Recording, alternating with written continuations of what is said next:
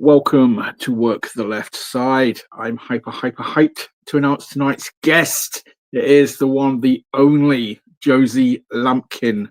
Dude, how are we doing? You good? Hello, I'm good. How are you? Mate, I'm all good. StreamYard has been a pain in my arse today, but apart from that, we're here.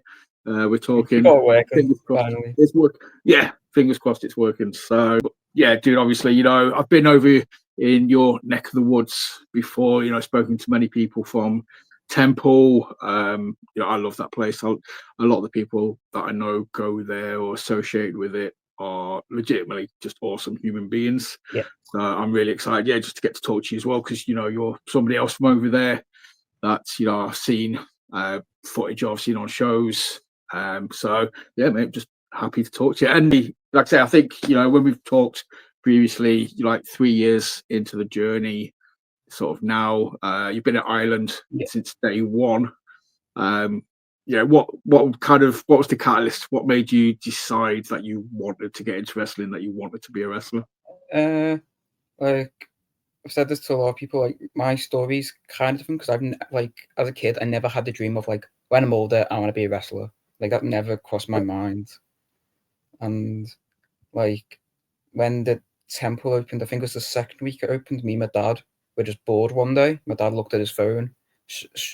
He saw that Brian Aidenson was doing a session. So he was like, do you want to go down? We went down and we've basically been back since.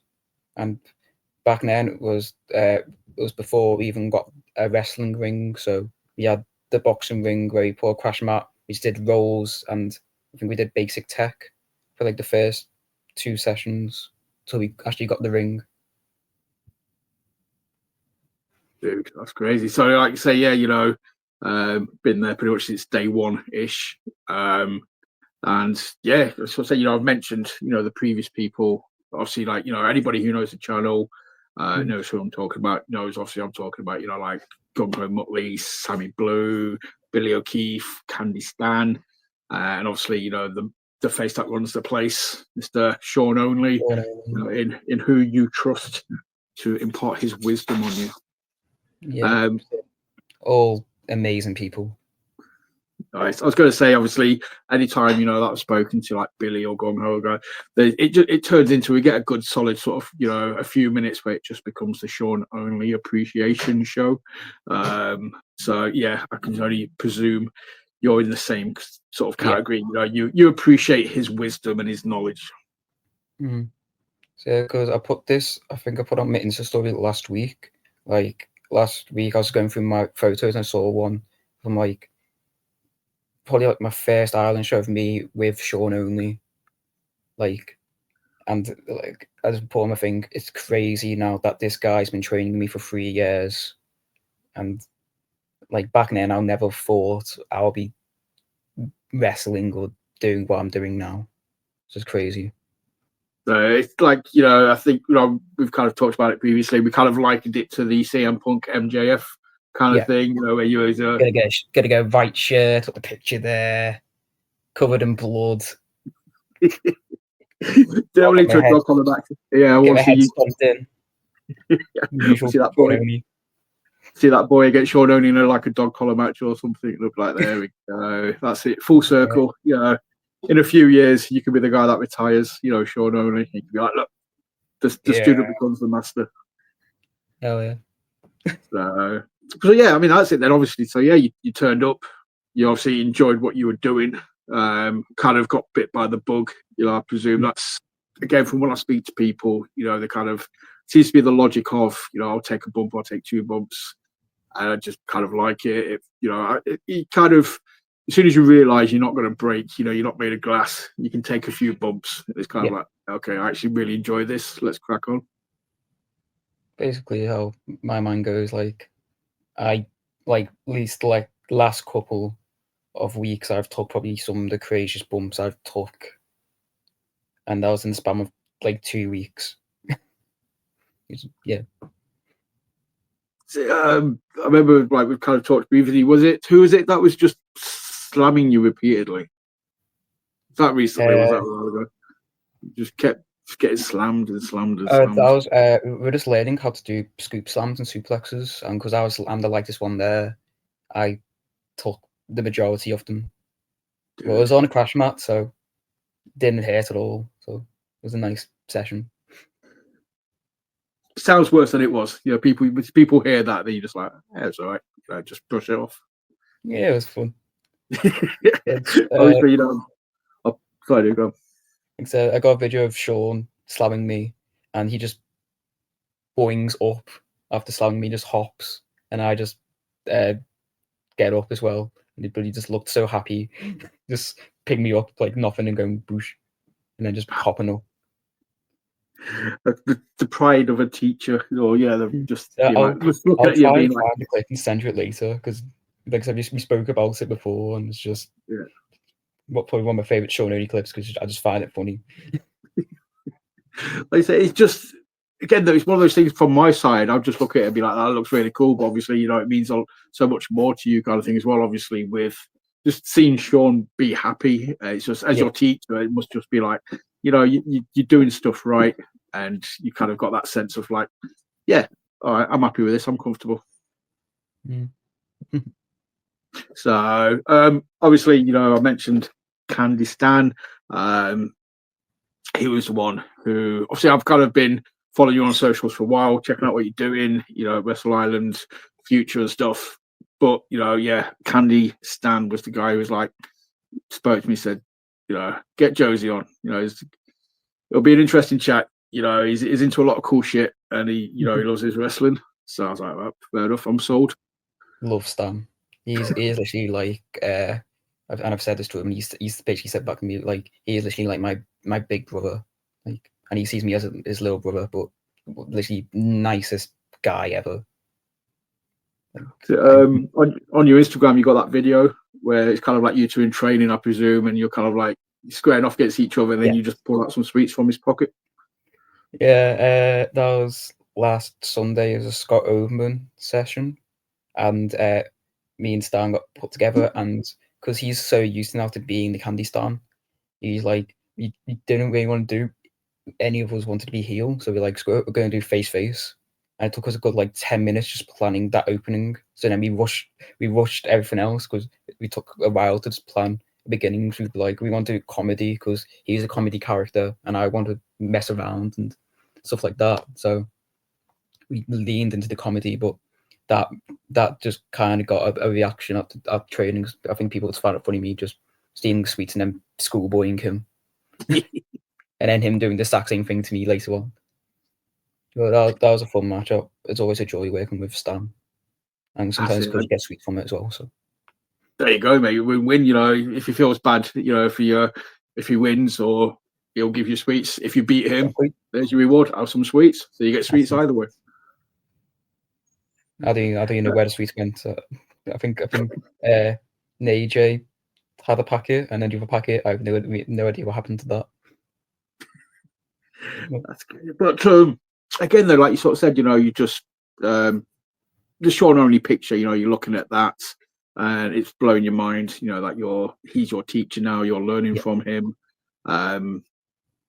Obviously you kind of went to Wrestle Island, as you sort of said, for that seminar, so you was aware of British talent, because that's the thing, it seems like a very 50-50 split with people. Like, some people get into wrestling because they're a fan of British wrestling, they follow the local scene, or other people, you know, watch WWE and not even aware that there's a British scene. So it's kind of like, you know, you was aware of what was around you before you got into it.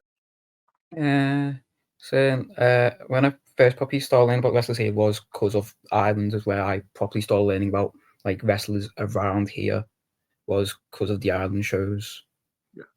And everyone, they get on. So they've got like in the because I've been going to the Ireland shows for probably like, I'll say longer than 7 years, I assume. It was before COVID. So I'm just going to say probably maybe 10 years now of Ireland.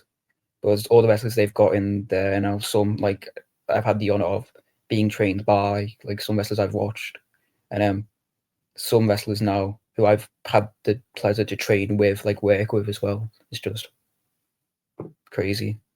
Good. Give us some names. Who's kind of memorable in the sense of, you know, that as a fan, you saw him in the ring and you was like, that dude's awesome.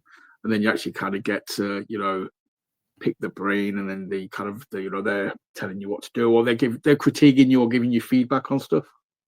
Of Anyone? course, like I said, Sean only, because when I think the first show he was the champion, so he was the top name when I first started. But another one, like one who like even kind of before training, like me and this guy got along, Jinner, because I seen him before, like back when he was RJ Silver in Paradox, like he was one of my fan favorites, and now he like my first match, like my first show match of the first Temple show, he just messaged me and be like, "Hi mate, send me the match and I'll give it a watch." And he's out of his free time just watched it and gave me feedback. But like VGS, there's some of the soundest guys, and I had the pleasure to be trained with, and also had the honor of being battered by Casey and Tommy in a match once. It was just so many names. Like I said, you got like Brian Aidenson, Dan Evans. I've been trained by Drill, Pitbull, Wow. Scott Oberman. Like just so many from the island, and even we've had like the odd seminars with Flash Morgan Webster. We've had Rene Dupree was Wow. one of the last ones we've had. But it's just so many people who've like I said, I've had the honor of being trained by and training with. Just amazing. Good. That's cool. Because again, you know, like, you know, just being able to watch what they do, or, you know, be around them, kind of soak up the knowledge. And again, you know, I know everybody's different, so everybody will have taken something different from each one. You kind of got to make it work for you, what fits your character, what fits how you work, kind of thing. But yeah, some of those names, obviously KC and Tommy Jackson, big fan of both of those guys. I've spoken to Tommy before. I really want KC on. I'm going to try and reach out at some point. But yeah, both those guys are amazing. And just like I said, the island itself is, I know again from a reel that was sent, you know, obviously you made it was a pre-show match, but you know, you had a match at Wrestle Island with Sammy and Gung Ho. So again, you know, just that close-knit family that you guys have. That must have been very, very cool. Because again, two guys that are very larger than life, very kind of just, you know, you could quite easily just stand back and watch them and be like, Jesus, work. Yeah. It was an honor to just share the ring with those two, because I think like a couple of weeks before they had their match at Blackheart, or like one of the companies around there, where it was like amazing match. Like I heard so many stuff about it, and then a couple weeks later I was put with them. But it was fun. Like backstage when Gungo made his entrance, me and Sammy were just singing his theme, like near enough at the top of our lungs at the back, just singing his theme, because he has the most catchiest theme in all Brit Rest. Does Gungo. Yeah. But yeah, it was just an honor to work with them, even though like I wasn't in the match for long. Like I got took out and then was on the outside for most of it, and let them two just have like a banger match until I come back in and then do a couple moves. But it was just a lot of fun. Like two amazing people. That's it. And it's like I say, you know, it's just getting used to it. It's getting the experience. It's something else you can kind of tick off that you've done. And you'll be more comfortable next time, you know. It's just having that knowledge. But yeah, just being able to do it with those two guys, you know, I would mark it as being special. And obviously, I know you've had matches with, well, I'm going to say matches, but obviously you'll have done it in training. But I want to say you and Billy have had encounters. Yeah, he was like 3-4 weeks ago. I had a training match with Billy, which is probably one of my favorite ones because the whole point we got given was don't follow the match structure, so don't do a basic match. So I had an idea. I was like, I was looking around, like I want to get beat up by Billy, so why not? And we just planned basically the whole match was just big move after big move after big move after big move. Stop for a second, big move, big move, big move. Just a spot fest, but it was just a lot of fun, and I took like a Seth Rollins styled superplex. He suplexed me off the top and then into like Fucking hell. not brainbuster, but like the move where he picks you up, slams your head on their knee. Yes. I don't fully know what's called, but we took that and we did it there and then. Like no practice, just. But I had all faith in Billy. Or he said like, get your feet up, stand on the rope when I jump up, and then just do a flip bump, and that's what we did. And the move turned out like really nice, and I was really happy with how that match went. Dude, that sounds awesome. I can only imagine people's reactions, around the ring. People watching it just being like, Yeah, so that's a big move to take, man. Yeah, he had Stan on camera because I asked him if he could record it, and because we teased the suplex early on in the match, so he jumped up. I gave him a couple of strikes. He falls down, and he had Stan like he thought it was gonna happen. He's like, "Oh no!" He's like, "No, no, no, no, no, no, no." And then when I hit him down, he's like, "Okay, okay, okay." And then when we do it again later, he's like, "Oh, they teased it. They're gonna hit it now." And you hear him. He's go, "Oh God!" I was like, but I love just hearing people's reactions to training because there's another clip somewhere where I think it's a dragon superplex, like the one where he hooks you in like a choke and then basically falls back and you basically do that.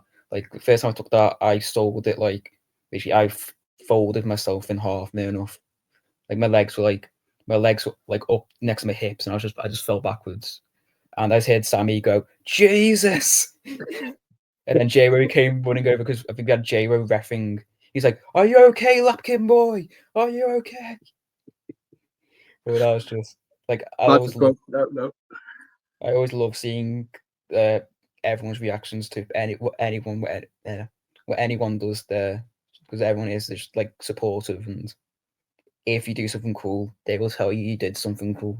Yeah. That's kind of what I've heard, from when I've been talking to them previously. Is like, everybody's uber supportive. It's all really sort of like, but they're supportive, but they're honest as well, kind of thing. Yeah. So if something needs working on, or if you need to improve on something, they won't sugarcoat it. It's in no way being gnarly is with the best of intentions, but they will be honest and be like, all right, that probably wasn't the best. That needs working on. So at least you can, there's nothing worse than being surrounded by yes men just telling you like, oh, that was great, that was great, and you don't get any better.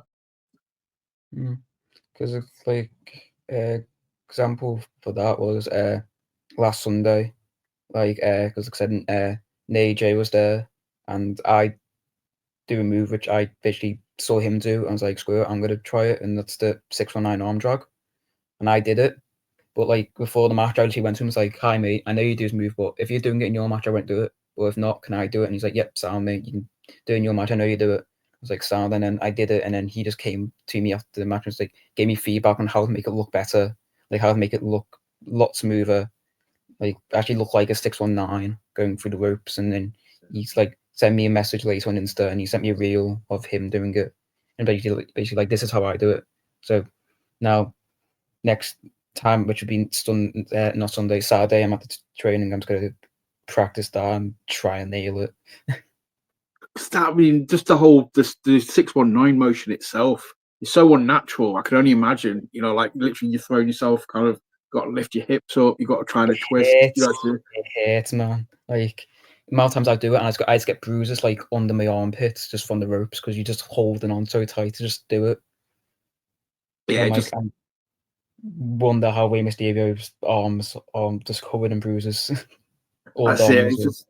Maybe that's what all the tattoos are for. He's just got all the tattoos there now to cover the bruises. Just like my Don wears that vest just to cover the bruises from 619s. But yeah, it's just I think obviously people take that move for granted because we've seen Ray do it so often and make it look so smooth. Yeah. that It's a you kind hard of move don't to do. appreciate. It's hard. Yeah, it just looks like it's going to be like I wouldn't even, I just imagine people trying it and just fucking flying through the ropes, just missing and just eagling out. Like, yeah, no, I'm not doing that again. But yeah, that's as you sort of said. That's AJ is another one who is awesome. Anytime you get to pick his brain, it's got to Yeah. be a great thing. But that is, like I say again, anyone I've ever talked to, what I love about wrestling schools, regardless of whichever one I'm talking about or whoever I'm talking to from any school, is that kind of community, that family vibe. Because any great wrestling school, it's kind of a togetherness. You've all got each other's back. Love, You're not just there for the wrestling. Yeah, you're not just there for the wrestling though. You're there. It's fun. You're obviously there. You're there to learn. But in between doing stuff, you can stand around, you can talk shit, you can, obviously everybody's got wrestling in common. Everybody loves wrestling, so you've always got one thing to talk about. But I know from talking previously to other people as well as yourself, a majority of people I know in wrestling love comic books, love comic book films, comic book games, anything comic book related. There we go. So there's always plenty to talk about. Basically, you get to learn how to wrestle and just get your geek on, for a little while. There's one session, and I think we were in the boxing ring because the ring broke. We broke a beam, so we couldn't use it. So we were in the we had to do tech in the boxing ring, and when we were racing, I was wearing a Deadpool and Wolverine shirt, I'm pretty sure, because I think that's how the whole conversation started. And it was just me, Gungo, and Stan just talking for like good 3-5 minutes about superheroes, like who's your favorite superhero, and just talking about like I like this person, and just chatting about superheroes. And we was like, and eventually we were like, we're nerds. Yeah. As we've said before, 87% of the wrestling population, fans as well, more than likely, are just going to be massive nerds. I think it was Kenny Omega or Will Ospreay said on the podcast, wrestlers are just nerds. They're just big nerds.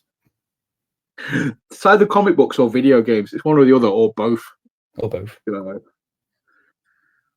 So I think that's a massive appeal for like the Young Bucks and stuff, isn't it? And Kenny Omega themselves, and even like freaking Xavier Woods, Tyler Breeze. Will Ospreay of Assassin's Creed, and then getting the license to use the logo on his gear and all that. Like actually being able to play the game early, I'm pretty sure he was able to, because he's just his character is just now Assassin's Creed, and he's like, you can see how happy he is being able to use it, and his entrance at All In must have been amazing for him. That's the thing. You just get to that point. It's just it blows my mind. And obviously, kudos to them. They just up to. I've always kind of thought, if you ever made it as a wrestler, or you ever got so high up the ladder that you appear in like a video game, or you get an action figure, mate, that must just be, that's just mind blowing. You just be sat there like that'd be my wrestling dream if I ever get big, is just get an action figure, because I collect so many. Like I have so many wrestling figures literally in my room now, and like that'd be like my one dream if I do get big. Like if I ever do somehow get to WWE or anywhere, it's just if I get an action figure, I'd be like, I've made it, I'm done. I can retire now. I've got a figure. Next is being on a game or someone making you in community creations. And you're like, yes. That'd be awesome. But yeah, you get the action figure, just walk away. Like wrestling, completed it, mate.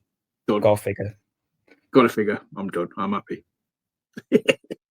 Oh, mate, that's just like. But again, the whole nerdy stuff, like I said, with the comic books. Again, it's no surprise. Again, anybody who knows me, we've talked about this. It's the crossover appeal. It's at its core, it's the same sort of thing. It's larger than life characters. It's stories upon stories. It's like a long story arc where you eventually get a massive payoff. You get emotionally invested. At its core, it's good guy versus bad guy. It's live action comic book. Yeah, it's like all the pictures I've seen of there's a picture I saw a while ago of Elmo doing a rock bottom to someone, and I don't know who it was, but it was like, you only can ever see this in wrestling. And like example at Ireland, but you basically had Willy Wonka versus carnival, and like you can only see that in wrestling, and it only makes sense in wrestling. That's it. It's just again, you don't second guess it. You see that stuff, and we just fully embrace it. And we're just like, It's this like is fucking awesome. makes sense why Spider-Man's fighting Macho Man. Makes sense. I think again, I know obviously I've Wrestle Island done it before. I know Infamous. I think at the last Halloween show they did like a fancy dress battle royal. Yeah. You had like Lance Rivera, Spider-Man. You had Amazing match. Ian Skinner as the Deep. I'm trying to remember some of the other ones as well, but it was also the Penguin. Ian Skinner, pretty sure he's the Penguin, and then got hurt because the whole joke of what happened to the Penguin. It might have been the Penguins. I know he's been the Deep somewhere. I know a few promotions. He came out later on, I think, in the match as the Deep. Right. Like, he came out as the Deep, but I think first entrance he was the Penguin, and then hit his hip going up on the apron because he fell, and then later on came out as the final entrance as the Deep. I'm pretty sure. There we go. I watched that match. It was a fun match. Like, so obvious Lance was Spider-Man because he didn't hide anything. He was just Lance Rivera in a Spider-Man suit. Yeah, still doing Lance Rivera stuff. Still sort of just being, even like laying on top ropes and just doing everything. The noises he makes when he hits people, like because when they announced Spider-Man, me and my mum were coming home from an, I think it was an Off the Page show when they announced Spider-Man was going to be on there, and me and my mum were like, "It's going to be Lance," and then it was. Yes, called it. But again, obviously, we're talking, Wrestle Island. We'll talk. You've been at Future as well. But I mean, the scene over your neck of the woods is strong. There's so many great promotions over there. I think that's obviously I've talked to a lot of people from that side. But obviously, you've got Wrestle Island. You've got, like I say, Infamous. A massive mark for Infamous. I love Infamous. There's a reason their logos, on our episode graphics, because they think they're amazing. But then you've got TNT over there as well, and it's there's Infinite. It's just so many other. Obviously, there's more that I haven't mentioned. There's so many wrestling promotions now. It's amazing. Well, as a fan, as I said, you got into this as a fan. Do you still get a chance to kind of venture around? Do you get to, or do you use it just mainly, one or two promotions you get to go to? At the moment, there's mainly two. I mainly go to, and that's Ireland and Kingdom of Wrestling in Southport. They're the main two I go to. Like Ireland, like I said, I've been a fan in the crowd for like 10, maybe like I'll say 10 years, but probably not 10 years. Probably like realistically, it's probably like 7 years I've been a fan there. So the crowd recognize my face. So if I'm in the crowd, people are like, "Oh, it's him," and then from wrestling, hopefully people are like, "Oh, I know him in the crowd." But currently at Kingdom, I just sit as a fan. Like I go there to support my mates, because last show you had Aria Check there, who's so in I class as one of my best mates at training. Like I said, she's like my bigger sister. And then you had Sammy was also there, Sammy Blue, and he was a surprise. Like, 'cause me and my mum were talking about wrestling in the hallway, like before the door, and my mum mentioned his name, and then like a second later, he just comes round the corner. I mean, I was like, I remember me shouting, "Why the hell is he here? Why is Sammy? Like, why are you here?" Like, it was the nice thing, but like, 'cause I did not expect it, but he showed bits of Super Brat in that match. Like, he wasn't fully Super Brat, but he turned heel. He came out as the good guy. The whole crowd, he had the crowd in his palm. Like, the crowd were waving his hands to his music. It was amazing. And then he just turned in the match, and he's like, "I hate all of you." And he looked specifically at me and was like, "I hate you the most." And then me and my mum laughed, and then carried on cheering him, because we were like, "I can't boo Sammy. Like, even if he's like a bad guy, he's one of my mates." And yeah, don't ever go to Blackheart, because I think they've kind of finally learned to boo Sammy Blue, because I was at the Blackheart show when the debut of the Super Brats, like the show after the heel turn, and it was funny because like the first minute or so, people were like, "Yay!" and then he got the mic, and it was like, "Oh, he's a bad man now. He's saying bad things. He's being all sort of heelish." like, boo. And Yeah. then every now and again they'll be like, yeah, oh no, boo. Oh. Blue, sorry, Blue. So Yeah, remember him telling me about the Super Brat character, like I think it was before we debuted it, and I remember him telling me about it, and I was like, mate, that's an amazing character. But in my mind, I was like, you're such a lovely baby face. I'm interested in how people will feel when you're a bad guy, and then seeing like the Jeebus wheels, I'm like, he's nailed it. yeah, that's Just it. still a goof, but a mean goof. He's just there. He's just got it. Like I say, he's got it spot on. I sort of said that another thing that kind of intrigues me is the ability to be able to sort of work face, work heel.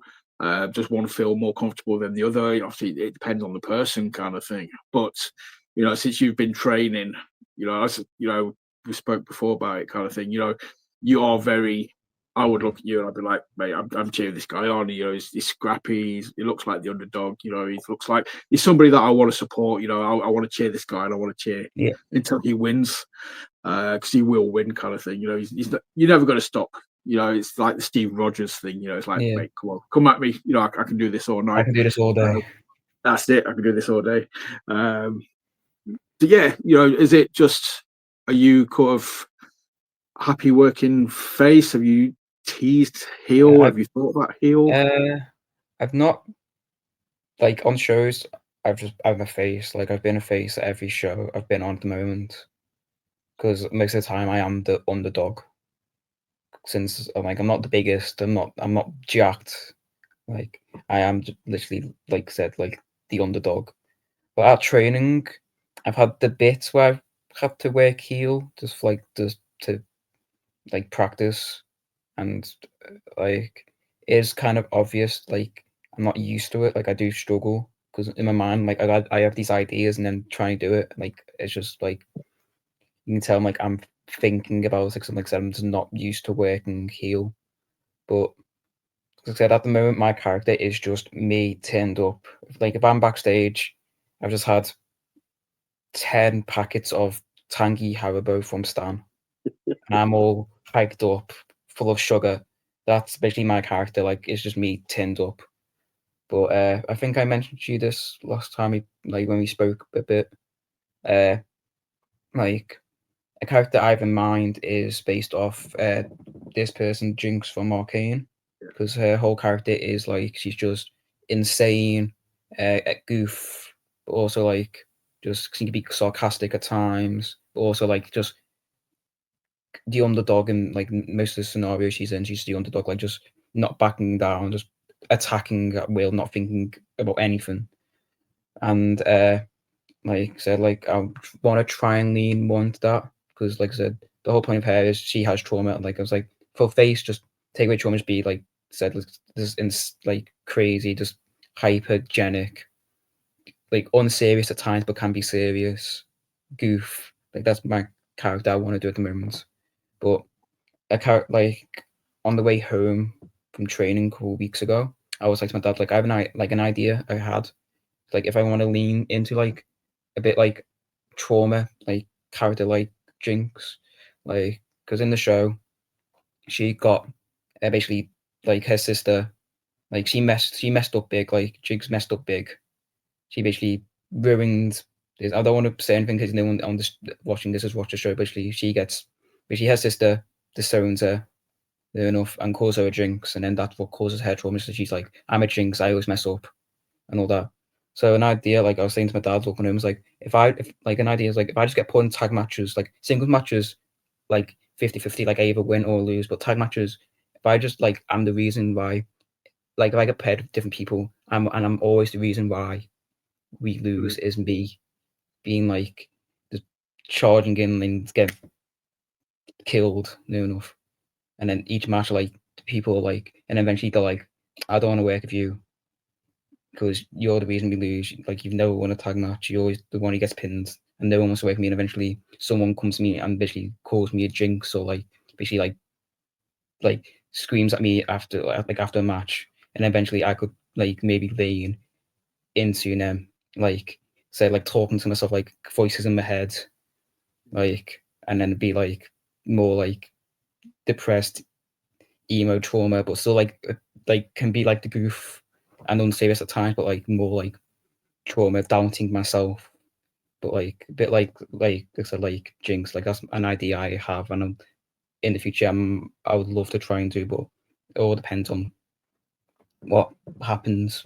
But that's an idea I had, and I think it could kind of be a cool like step to go one day. Hey, that sounds awesome. You know, speaking from a fan's perspective, because it's not like anything I can think of off the top of my head that I've ever seen, you know, anywhere else as well before. So, you know, it's kind of, as far as I'm concerned, it's original. And in wrestling, that's a hard thing to do straight off the bat. Really Kind of hard. thing. To come up with something new and original. Pretty much, you know, everything has nearly been done previously. You know, the last original thing I can think of, you know, is like Orange Cassidy. You know, that's Yes. why I've got so much love for OC, because he's an original character in a business where everything's been done. But that storyline, yeah, obviously there's losing streaks. That's not new, but the whole tag team element, yeah, is being the reason, you know, like the team loses and whoever they put you with, yeah, you know, you cost them every time. It's yeah, you know, they're going to be like, no, mate, I ain't touching you with a barge pole. Yeah, I don't want anything to do with you. your Jinx. Yeah, and they either just leave me in the ring and I'm all just like doubting myself, depressed in the ring, or they could do the whole screw you, I'm gonna beat you up now, and then just leave you in the ring. Like, you can go either way, but that's an idea I have. Yeah, that's awesome. Yeah, I thought, yeah, to have that in your back pocket at some point, that'd be very, very cool to see. And like I said, you know, you could use it as your radius of bookings starts to expand down the line. You know, as you start to build up the momentum, it's something that would work across, you know, promotions as well, kind of thing. You know, you could come in and be paired with people in other places and just be like, no, because it leads to promos as well. Like I said, you could cut promos on it. The person you're teaming with could cut, you know, do the promos and be like, fuck, you know, Yeah, it's like I could just do like I was thinking like skits could be fun. Like if done well, like I think like just they could be fun to do. But because I remember like when I first kind of thought this idea for a character, I think I went to Max Brooker. Like there was a ring building seminar, so he was building the ring. I was like, "Hi Max, I have an idea for a character," and I was describing it to him, like basically like the unseriousness, goofiness, can be unserious but serious at times, like but also like, and he just went to me, he's like, "That just sounds like you anyway." I'm like, it sounds so. I'm kind of apparently what you're leaning to about knowing, but instead maybe one day I can lean more into acting like hair a bit. Dude, yeah, that'd be awesome. Like I say, I think because that's the thing as well, you know, especially with British wrestling now, because of like the social media, you know, the YouTubes, Instas, and things like that. You know, being able to cut the promo, having that time, you know, just to be able to get yourself over, you know, just a 2 minute, 3 minute video here and there. If you've got that character where you can do that and people are interested, that's like half the battle. You know, getting people talking about what you're doing when you're not even in the ring, mate. That'd be awesome. Yeah. I like that. I'm just excited for that. Because again, I don't know if, you know, how much of the focus that is. You know, I know some people lean really heavily, you know, into using social media to get the character over, you know, to get themselves over, to keep people talking, you know, between shows, kind of thing. You know, it's a great source of advertising. You know, it's brand exposure. It's free. You know, you got guys like Ian Skinner, you know, Prince Pele, your guys that just can kind of Joey Slade, you know, they just know how to work it. Sash, Cash Money Sash, another one. Yeah, I don't know if that's ever focused. Like, I don't know if, you know, when you're learning to be a wrestler or, you know, you go to training and stuff like that. I know obviously the foundations, the ring, the technical, all that kind of sort of stuff, that's really important. But I don't know if people are starting to lean into being like, maybe, you know, do a class on social media, you know, learn how to work that to your advantage. And that's something like I've not really thought about. But like you just saying that I think that could be like a good session, just like being taught by someone who's really good at social media, just like be like, this is how you could help. But because at the moment my social media is just like mostly just match clips. Like any match I have, I put clips up and training clips. Because actually, like my social media kind of be, if you want to see me when I first started, you can just scroll to the bottom, and then that's me when I first started.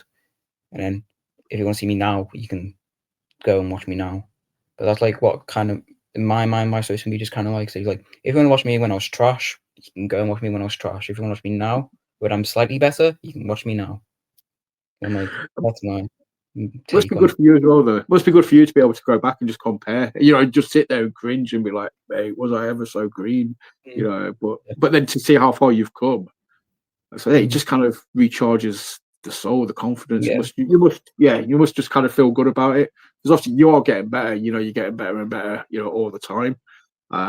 It's just that reassurance of being like, "Yeah, I am learning. I know what Yeah, I'm doing."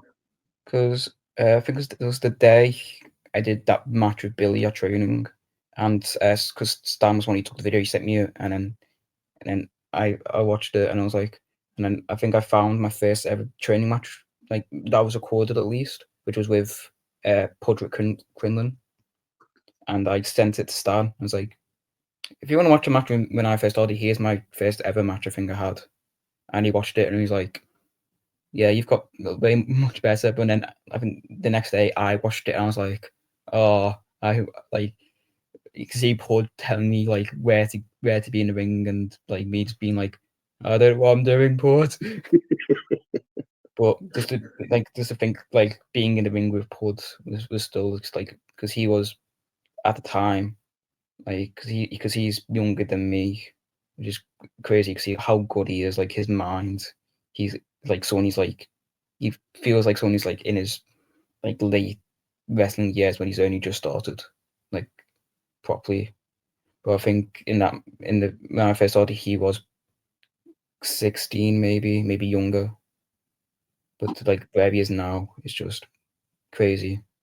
It's one of those guys that you kind of forget how young they are because of how long they've been around or just how good they are, kind of thing. You hear the age, you're like, oh shit, okay, fair enough. Like you said, I know he doesn't look it, but you watch him in the ring and he wrestles like a 30-year-old or Yeah, something. It's cool. both the Quinlans, him and Christie. Yeah, they're both awesome guys. That's why they're so highly regarded. But it's also that character thing of promo again. Yeah, it's not something. I'm not saying it should happen. It's one of the random things that I think about sometimes. I'm just like, yeah, social media is great for stuff like that. I know it can be toxic. I know it can be fucking hell. But if it's used right, then there's huge Can benefits really to help it. you. Like look at Zack Ryder when he first started. He got popular because of social media, but then he got punished because of it. But Off the stage. everywhere else, it'll be fine. Yeah. Look, I've talked about socials and stuff as well. Obviously, I've tried to do a little bit of research. Looking through the pictures, the posts, and yes, I clocked the mask kind of like with spikes on the front with the visor. Yeah. Yep.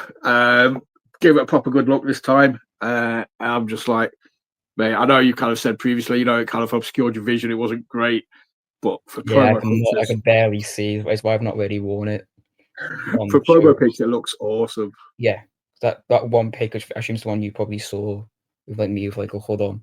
Yeah. Like that was me just trying something new. Like I think in my mind I was like, I'm gonna just act like Bray Wyatt. That's what I was going through my mind during that post.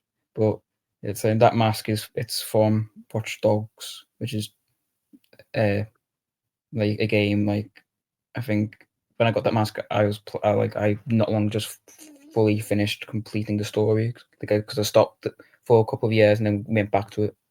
But like is like yeah, there's like Wrench was my favorite character in it. And I was like, I love his mask, and then I've searched on Amazon and then found out like I could buy a cheap one, so I bought it, and then yeah, Mate. like can't see, but like I said, you said in pictures, it looked sick. Start over substance. I might not be able to see anything, but I look good. But that's But I it. look cool in it. I look Yeah. cool.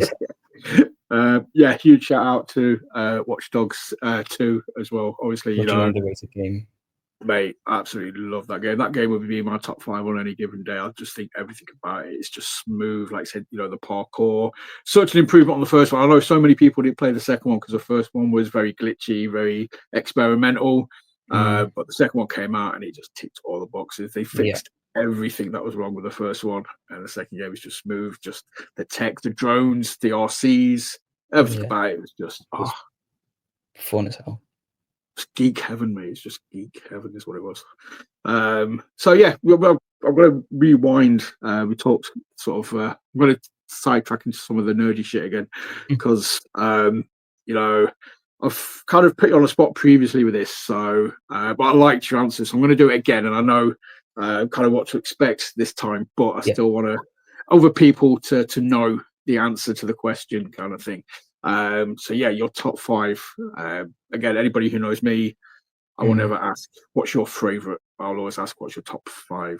So yeah, what's your top five superheroes? Like I said, like when we spoke for a bit before, like the Flash has been my all-time favorite, and I think he became more my favorite because of the CW Flash show with Grant Gustin. That was my favorite show for like the longest time. And of course, Spider-Man will be in that top five because he's in everyone's, because everyone just loves Spider-Man because how relatable he is, and just the character, like how he's just evolved throughout time is amazing. Ben 10, because he was my childhood. Yeah, Ben 10. So Ben 10 was my childhood, and he will always probably be in my top five. Deadpool's one who I've fell in love with since the first film, was when I think I first properly learned about Deadpool.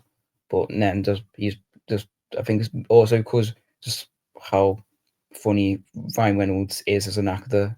Like he was the perfect one, but also knowing he leaked the Deadpool film to get it made. It's like he is Deadpool and will always be Deadpool. So that's four. And then Red Hood is one. Like, because I remember me and my mates had a full debate once in my high school, because we were playing a game where we just had to go around, name a superhero, and then when someone says the same one as someone else says, they lose. And we had a full debate on if the Bat family are superheroes, because like they're technically under vigilantes. But so I remember my mates were having a full argument about Batman. Of course, they say, mate. That's Even like, though I said Red Hood and they let it off, and like if I've said Red Hood, they can say Batman. Yeah, But it's. I mean, it's a grey area, but there's definitely it's heroes or villains, and they're not villains, so they're heroes. It's like the Punisher, like his story, like just him being kidnapped by Joker and then tortured and then turned into this character, was like, when I learned about him, I just did research on Red Hood. But also, like, what I remember, like he's an odd one for my favorites, but like he's like probably one of my favorite Marvel characters, Ant-Man. I've always loved Ant-Man. Like he's one that not a lot of people won't say, but he was like when we last spoke about it, he was one like after I was like, I didn't say Ant-Man. There's always that's always the fifth answer can always kind of change. That's why I like the top fives, because on any given day, it can you can switch it around a little bit. Ant-Man, I'm presuming you're talking Scott Lang Ant-Man, not Hank Pym, just because of the MCU films. Like a bit of both, because I remember watching the old Avengers Earth Mightiest Hero show, which I'm pretty sure it was Hank Pym. As Ant-Man. But that was like the Marvel show I grew up with, so that's how I knew about Ant-Man, was because of that show. Because so many people just don't even just presume, just think Scott kind of thing. The films are awesome. I'm not besmirching the film. I love Paul Rudd. Paul Rudd's amazing. But yeah, whenever sort of it's like again, obviously I'm fucking years. I've got a few years on you kind of thing. I've been reading comic books since the fucking 90s. So I'm a massive geek since I used to get bullied in school for being a geek. It wasn't cool back in my day. That's the thing. That's the difference. I paid my dues. But yeah, it's like when you talk about the Flash. For me, when I started reading, Wally West was the Flash. He was the guy kind of thing. Then I know with the CW, and Barry Allen came back. Everyone's like, "Oh, Barry." Right, just have you rewatched? Sorry, mate, we'll get back to wrestling in a second. I just want to. This is a kind of a soapbox moment for me when we talk about the Flash TV show. I loved it first time I watched it. I loved the first few series, And it kind of got it. It fell off the cliff very freaking quickly. Pun intended. And people sort of like, somebody pointed something out to me, and it just totally ruined it for me. So apologies if this does it for you, if it's not something you've realised. But Flash never actually beats the bad guy in any of the series. He's never responsible for beating the big bad. It's always somebody else on the team, which blows my mind. I'm trying to think now. Yeah, because the first season, the first Flash, And for the Stu killing himself. Yeah, someone killed himself. Yeah, I think series 2, freaking girlfriend saved the day. Yeah, I don't remember which season was each villain. Well, it might be series 3 when she saved the day against Savitar. Yeah, that might. This one, just look into it. I'll leave that with you. That was going to be like my little earworm for you. I'll plant that in there, and we'll finish this episode. You'll go away, and it'll dig in. You'll be like, no, Google, got right. End of series 1. End of series 2. Right. I'll either get a message, be like, "You're a fucking liar, mate." I'm like, "Oh, damn it, I was wrong." Or I'm like, "Oh shit." The Flash won this exact fight. This exact episode. This exact time he won with no help. Yeah. The one time, all he was good for was running really fast. But I did love the shows. I love the whole CW series. It's like Arrow, Flash, Legends. I need to watch Arrow. I never watched the Arrow. I've got on DVDs. That's one I've needed to watch for ages. That was one that launched off. Again, they all kind of peaked with series 2. Arrow peaked with series 2. Flash peaked with series 2. Legends was great. I love Legends. If you never watched Legends, highly recommend that one. I watched the first couple series of Legends, I'm pretty sure. Nice. Anyway, dude, sorry, but I've just kind of got sidetracked again, as I knew would happen again. Right, wrestling. We'll get back to the wrestling. I've kind of kept you for about an hour now, which I said I would, so I don't want to keep you too much longer. So what I want to do before I let you go is we'll talk again down the line. I want to talk about future at some point. There's still been loads of stuff that I haven't actually got around to talking about. But I want to play a little game before we go. I want to do a word association with the people from Temple, if you're up for it. So I'm going to say some names at you, and I just want you to I don't know, one word descriptions or what you think of. Yeah, what you think of when you think of these people. So we'll start with the Super Brats, because we've mentioned them a couple of times already. So Supersonic Sammy Blue association. Blue. That works. Not Brat. Blue. I like it. That's a good answer. J-Ro. Comedic. Nice. I was going to say Gobby, but yeah, comedic worked as well. Gung Ho. Theme tune. Nice. Saxa.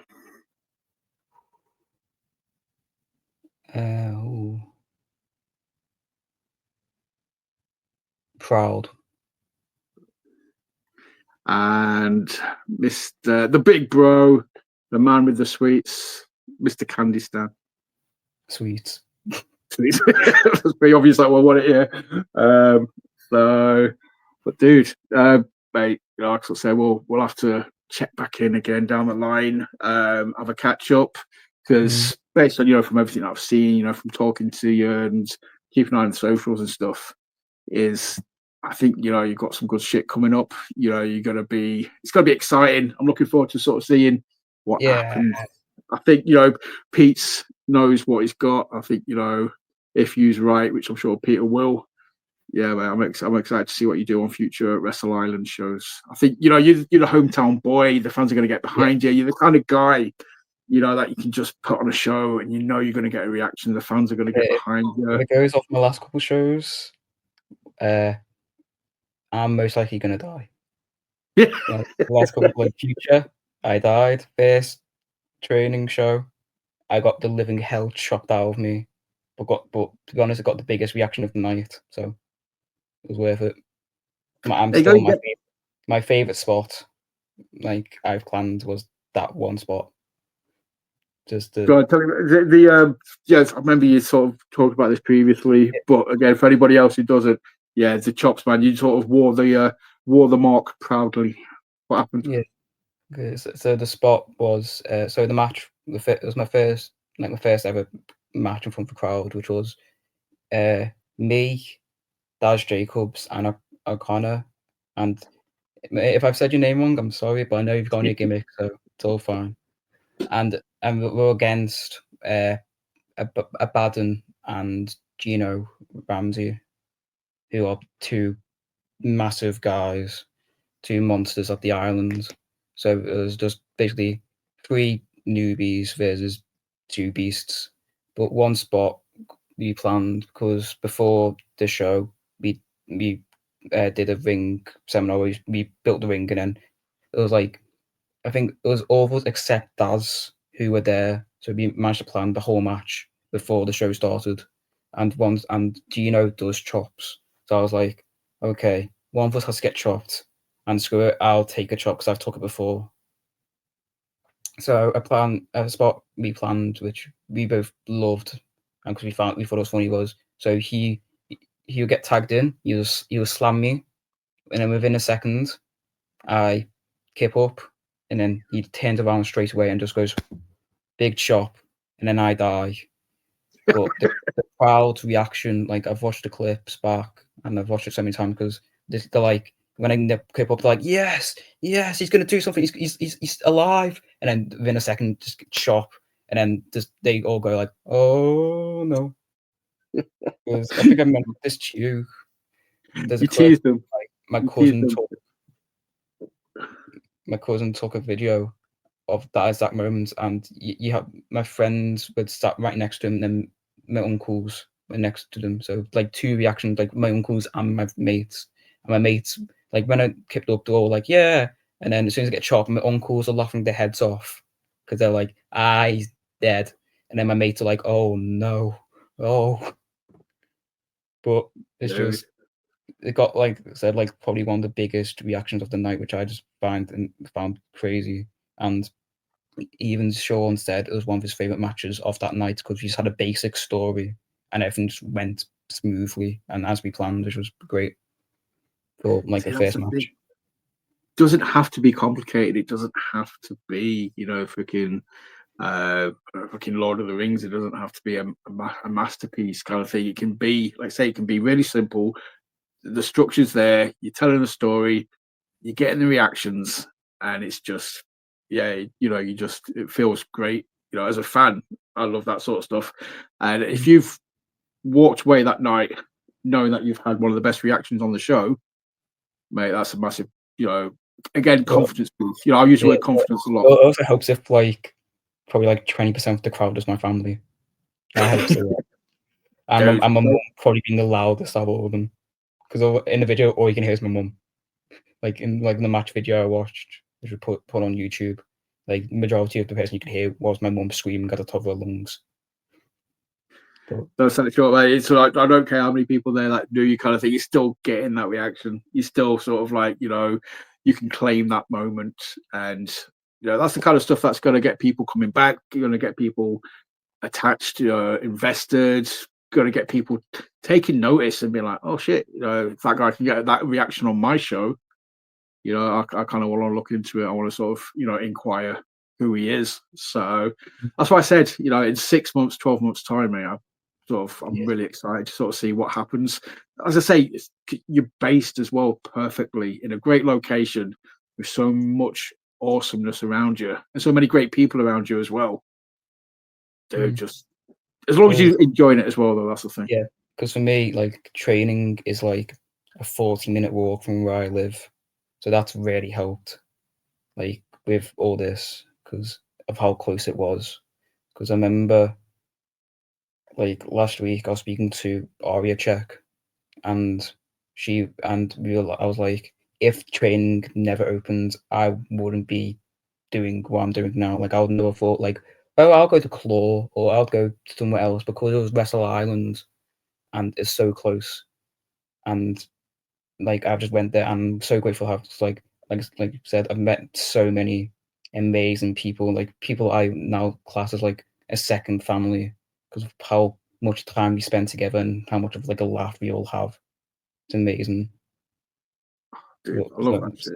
I'm very grateful for everything that's happened in the last couple of months, like being given the opportunities to wrestle in front of a crowd, and even like just seeing like Peter Blackham, the owner of Ireland, after my first match, put a postal dedicated to me. I mean, like not expecting that. I was like this is crazy. Like I'm so grateful for everyone. Like I said, like Peter and Jody, like they're just amazing. And like I said, like Sean being trainer is just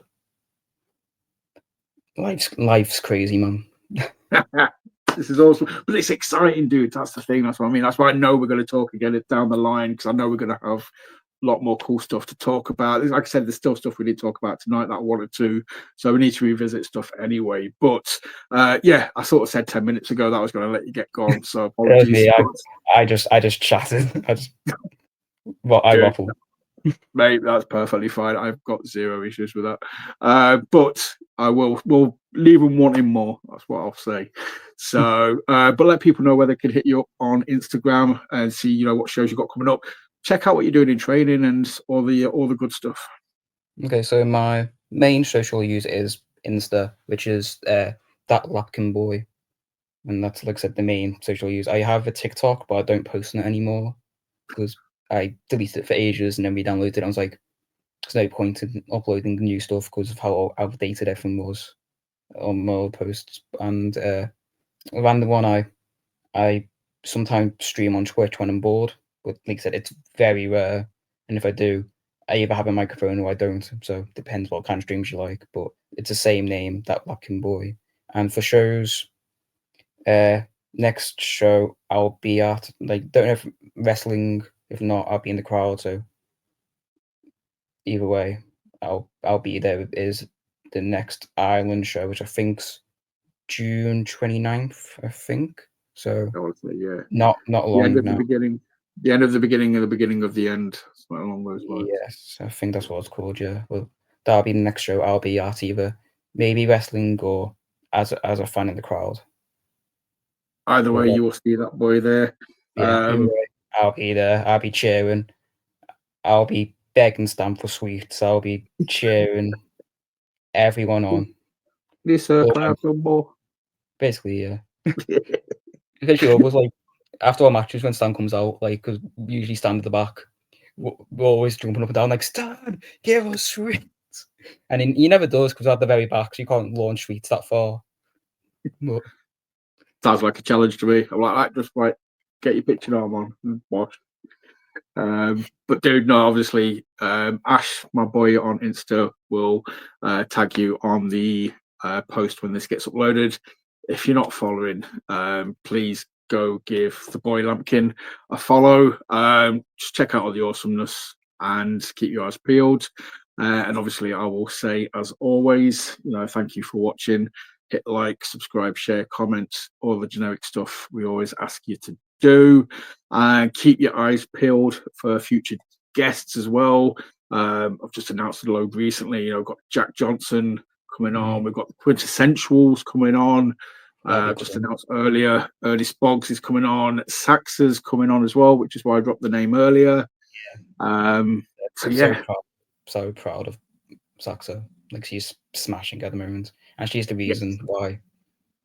Like 4 of us, well, not 5, 4 of us were able to get to Future is because of her.